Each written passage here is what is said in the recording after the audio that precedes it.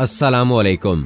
शाम में तुर्क फौजियों पर हमला, 4 फौजी हलाक जबकि 9 जख्मी। जवाब में तुर्क फोर्सेज ने शाम पर बड़ा हमला करके 35 शामी फौजियों को हलाक कर दिया। तुर्की ने रूस को भी खबरदार करते हुए तुर्की के मामलात में दखल अंदाजी से बाज रहने का पैगाम दे दिया। शाम में खाना जंगी क्यों शुरू हुई और ये लड़ाई किस तरह पूरे खित्ते को अपनी लपेट में ले सकती है, इस वीडियो में आपको बताएंगे। लेकिन तफसील में जाने से पहले आपको बताता चलूं कि आप देख रहे हैं अपनी दुनिया टीवी। वीडियो को व्हाट्सएप, फेसबुक और दीगर सोशल मीडिया पे जरूर शेयर करें। लाइक करने के साथ साथ हमारे चैनल को भी सब्सक्राइब करें और साथ में घंटी के निशान को दबाना मत भूलें। कमेंट बॉक्स में पाकिस्तान जिंदाबाद, पाक फौज जिंदाबाद, ISI के गुमनाम हीरोज को सलाम और कश्मीर बनेगा पाकिस्तान का नारा जरूर कमेंट कीजिएगा। दोस्तों, शाम के सूबा अदलब में तुर्की और शाम के दरमियान घुमसान की जंग जारी है और रूस की मतवक्के मुदाखलत को देखते हुए तुर्की ने रूस को इंतबाह भेजा है कि वो दमिश्क और अंकारा के दरमियान हायल ना हो, वरना संगीन नताइज भुगतना पड़ेंगे। शाम में इंसानी हकूक के निगरान ग्रुप अल मरसद ने इतवार के रोज बताया है कि तुर्की का एक बड़ा फौजी काफिला कफरलोसैन की सरहदी गुजरगाह से शाम की अराजी में दाखिल हो गया। अलमरसद के मुताबिक तुर्की का फौजी काफिला 40 के करीब टैंकों, बख्तरबंद गाड़ियों और फौजी बसों के अलावा अस्करी और लॉजिस्टिक आलात और सामान पर मुश्तमिल है। ये काफिला जनूब के सिमत नामालूम मंजिल की जानिब गामजन है।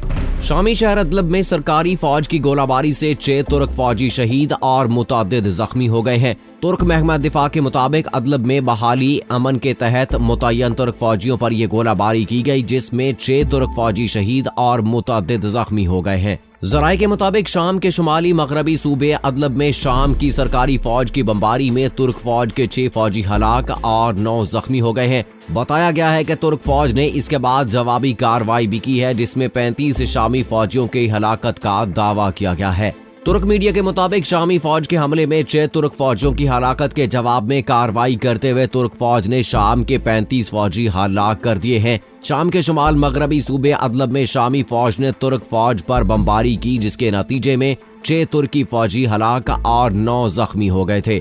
इसके जवाब में तुर्क फौज ने कार्रवाई की और शाम के 35 फौजियों को हलाक कर दिया। तुर्क सदर रजब तैयब एर्दोगान ने सहाफियों से गुफ्तगू करते हुए बताया कि तुर्की ने शाम के 46 फौजियों को निशाना बनाया, जिनमें से 30 से 35 फौजी हलाक हुए हैं। रजब तैयब एर्दोगान ने वाज़ेह किया कि जो भी इनके अज़म और इस्तकामत को आजमाने की कोशिश करेगा, इसको बहुत जल्द अपनी गलती का एहसास हो जाएगा। उन्होंने रूस को खबरदार करते हुए कहा कि वो दमिश्क और अंकारा के दरमियान मामलात में मुदाखलत ना करे और तुर्की के रास्ते में न आए।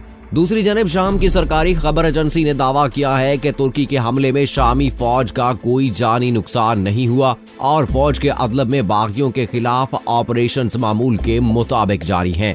सीरियन ऑब्जर्वेटरी ग्रुप का कहना है कि तुर्क फौज की जवाबी कार्रवाई में 6 शामी फौजियों की हलाकत हुई है। अदलब को बागियों के कब्जे से छुड़ाने के लिए शाम और रूस की अफवाज की कार्रवाइयों से बचने के लिए इस इलाके में लाखों लोग अपना घर बार छोड़कर जाने पर मजबूर हुए हैं।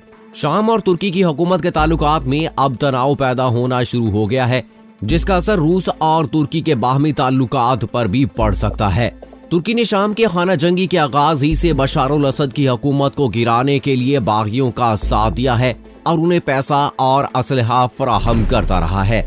ताहम जब सूरत हाल ने पलटा खाया और सदर बशार अल असद को हुकूमत से अलहदा करना मुमकिन नजर नहीं आ रहा था, तो उस वक्त सदर एर्दोगान ने भी अपनी पॉलिसी तब्दील करते हुए दमिश्क और मास्को के साथ ताल्लुकात बेहतर करने की कोशिशें शुरू कर दी। उनके ख्याल में शाम में तुर्की के दिफाई और सियासी मफादात के तहफ़्फ़ुज़ के लिए ये बेहतरीन रास्ता था। तुर्की और शाम की अफवाज में फायरिंग से ये बात साफ जाहिर हो गई है कि दोनों मुल्कों के दरमियान मौजूद तलख ताल्लुकात में अभी कोई बेहतरी नहीं आई है। जंग में फंसे मकामी लोगों का, जिनकी एक बड़ी तादाद सरकारी फौज की कार्रवाई में बेघर हुई है, उनका कहना है अदलब में आखिरी जंग बहुत खूनरेज होगी। शाम के सदर बशार अल असद की हुकूमत के करीबी इत्तेहादी रूस और तुर्की ने सन 2017 में अदलब में फौज को कम करने के लिए एक मुआहिदा किया था, लेकिन इसकी खिलाफ वर्जियां अक्सर की जाती रही हैं। वाज़ेह है कि अलमरसद ने हफ्ते के रोज तस्दीक की थी कि तुर्की की फौज ने टैंकों, बख्तरबंद गाड़ियों और 20 के करीब फौजियों की कुमक शाम के कस्बे सराकब के मशरक में वाक़े गांव कुफ्र आमीन के दाखिली रास्ते पर पहुंचा दी। यहाँ तुर्की की फौज अपने लिए एक नया चेक पॉइंट बना रही है। इस तरह तुर्की की फौज सराकब कस्बे के इतराफ शुमाली, जनूबी और मशरकी 3 सिमतों में तैनात हो जाएगी। उधर रूस की फौज पुलिस ने हफ्ते के रोज अल हस्का सूबे के शुमाल में तुर्की के साथ सरहद पर वाक़े सीमेंट की दीवार में एक गैर कानूनी रास्ते को बंद कर दिया है। खिरजा गांव के मुकाबिल समेत ये रास्ता तुर्की की फौज ने कुछ अर्सा पहले खोला था। मालूमात के मुताबिक शाम और तुर्की की सरहद के साथ मुल्हिक गांव खिरजा में बशार हुकूमत की फौज मौजूद है। तकरीबन एक हफ्ता पहले तुर्की की फौज ने मज़कूरा गुजरगाह पर एक लोहे का फाटक लगा दिया था ताकि इसके गश्ती दस्तों की आमदोरफ्त को आसान बनाया जा सके। ख्याल है कि रूस की जानिब से गैर कानूनी गुजरगाह को बंद करने का मकसद किसी भी यकतरफा नक्लो हरकत या फिर शाम और तुर्की की सरहद पर नई फौजी कार्रवाइयों को रोकना है। इस सारी सूरत हाल के पीछे असल वजह क्या है वो भी आपके साथ शेयर करते चलें कि सन 2017 में रूस और तुर्की ने अदलब में फौजी कार्रवाइयां रोकने के लिए एक मुआहिदा किया था, जिस पर अमल दरामद इस साल जनवरी से शुरू होना था।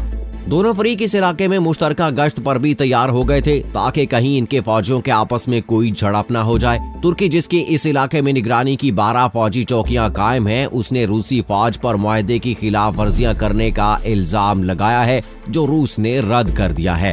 तुर्की में इस वक्त 35 लाख शामी मुहाजिरीन मौजूद हैं और सदर रजब तैयब एर्दोगान ने कहा है कि इनका मुल्क मजीद मुहाजिरीन का बोझ उठाने का मुतहम्मिल नहीं हो सकता। 7 साल पहले शाम के सदर बशारुल असद के खिलाफ होने वाले पुरअमन एहतजाज ने जल्द ही खुल्लम खुल्ला खाना जंगी की शक्ल इख्तियार कर ली, जिसमें अब तक इसमें 3.5 लाख से ज्यादा लोग मारे गए हैं और इससे मुतअद्दिद शहर और कस्बे तबाह हो गए हैं। दोस्तों, ये जंग कैसे शुरू हुई इसका पस मंजर भी आपके साथ शेयर करते हैं। लड़ाई शुरू होने से पहले ही बहुत से शामियों को सदर असद की हुकूमत से बेरोजगारी, बदउनवानी और सियासी पाबंदियों की शिकायतें थीं। बशारुल असद अपने वालिद हाफिज अल असद की जगह 2000 में इक़्तिदार में आए थे। मार्च 2011 में जनूबी शहर दीरा में पड़ोसी अरब मुल्कों के अरब स्प्रिंग से मुतासिर होकर जमहूरियत के हक में होने वाले एक मुजाहरे में तशद्दुद फूट पड़ा। हुकूमत ने उसे कुचलने के लिए मोहलिक ताकत का इस्तेमाल किया, जिसके बाद मुल्क भर में एहतजाज होने लगा, जिनमें सदर असद से इस्तीफे का मुतालबा किया जाने लगा। मुजाहिरों और उन्हें दबाने के लिए ताकत में शिद्दत आती गई। हिज़्ब मुखालिफ के हामियों ने भी हथियार उठा लिए और उन्हें पहले अपने दिफा और बाद में सिक्योरिटी फोर्सेस से लड़ने के लिए इस्तेमाल करने लगे। बशारुल असद ने कहा कि मुजाहिरे बैरूनी पुष्टपनाही से होने वाली दहशतगर्दी है और अज़म किया कि वो उन्हें कुचल कर रहेंगे। तशद्दुद फैलता गया और मुल्क खाना जंगी का शिकार हो गया। और दोस्तों, आपको क्या लगता है कि ये जंग आखिर क्यों लड़ी जा रही है, इसकी क्या वजह हो सकती है? तो चलें आपको ये भी बता दें कि बहुत जल्द जंग सिर्फ बशारुल असद और इनके मुखालिफिन के दरमियान महदूद नहीं रही। इसमें मुतअद्दिद तंजीमें और मुतअद्दिद मुल्क मुलव्विस हो गए, जिनमें हर एक का अपना अपना एजेंडा है। एक तरफ मजहबी जंग हो रही है जिसमें सुन्नी अक्सरियत सदर असद की अलवी शिया अकलियत से नबर्द आजमा है। दूसरी तरफ मुल्क के अंदर बदअमनी से दौलत इस्लामिया और अलकायदा जैसी शिद्दत पसंद तंजीमों को वहां कदम जमाने का मौका मिल गया है। शाम में रहने वाले कुर्द अलग हैं, जो सरकारी फौज से तो नहीं लड़ रहे लेकिन अपने लिए अलग मुल्क चाहते हैं। शामी हुकूमत को ईरान और रूस की हमायत हासिल है, जबकि अमेरिका, तुर्की और सऊदी अरब बागियों की पुष्टपनाही कर रहे हैं। रूस ने शाम में फौजी अड्डे कायम कर रखे हैं और उसने 2015 से बशारुल असद की हमायत में फिजाई हमले शुरू कर रखे हैं। इन हमलों की वजह से 5 साल असद की हमायत में पलट गया है। रूसी फौज का कहना है कि वो सिर्फ दहशतगर्दों को निशाना बनाती है, लेकिन इमदादी कारकुनों के मुताबिक वो हुकूमत मुखालिफ तंजीमों और शहरियों पर भी हमले करती है। दूसरी तरफ ईरान के बारे में ख्याल है कि इसके सैकड़ों फौजी शाम में सरगर्म अमल हैं और वो सदर असद की हमायत में अरबों डॉलर खर्च कर रहा है। ईरान हजारों शिया जंगजुओं को तरबियत दे रहा है। ज्यादातर जंगजुओं का ताल्लुक लबनान के हिजबुल्लाह से है, लेकिन इनमें इराक, अफगानिस्तान और यमन के शिया भी शामिल हैं। ये सब शामी फौज के शाना बशाना लड़ रहे हैं। अमेरिका, फ्रांस, बरतानिया और दूसरे मगरबी मुल्कों ने बागियों को मुख्तलिफ किस्म की मदद फराहम की है। एक बैनुल-अक़वामी इत्तेहादी फौज 2014 से शाम में दौलत इस्लामिया के ठिकानों पर बमबारी कर रही है। उनकी वजह से सीरियन डेमोक्रेटिक फोर्सेस नामी बागी धड़े को बाज़ इलाकों पर तसल्लुत कायम करने में मदद मिली है। तुर्की एक ऐसे अरसे में बागियों की मदद कर रहा है, लेकिन इसकी तवज्जो का मरकज कुर्द मलेशिया है। उसका इल्जाम है कि इसका ताल्लुक तुर्की के ममनुआ बागी तंजीम PKK से है। सऊदी अरब को फिक्र है कि शाम में ईरान अपना असर रसूख बढ़ा रहा है, इसलिए वो बाकियों को असलहा और पैसा दे रहा है। इसराइल को तशवीश है कि हिजबुल्लाह को मिलने वाला असलहा इसके खिलाफ इस्तेमाल हो सकता है, इसलिए वो भी शाम में हमले कर रहा है।